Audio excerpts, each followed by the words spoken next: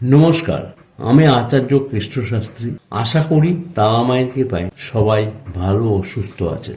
বড়দের আমার প্রণাম, ছোটদের ও সমবয়সীদের আমার শুভেচ্ছা ভালোবাসা।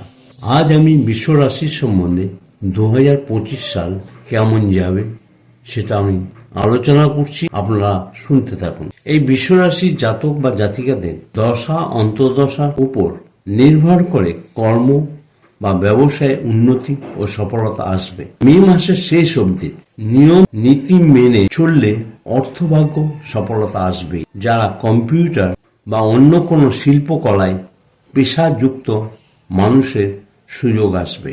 অসৎ মানুষের থেকে সাবধানে থাকুন। চাকুরিজীবী ও ব্যবসায়ে 19/5/2025 তারিখ পর্যন্ত অর্থভাগ্য শুভ।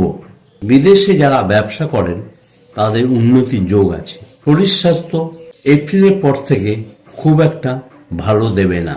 যাদের অশ্ব রোগ আছে তা কষ্ট পেতে পারেন। গৃহগত পরিবেশ সমস্যা হলেও সমাধান হয়ে যাবে। স্ত্রীর ও সন্তানের শরীর স্বাস্থ্য ভালো যাবে না।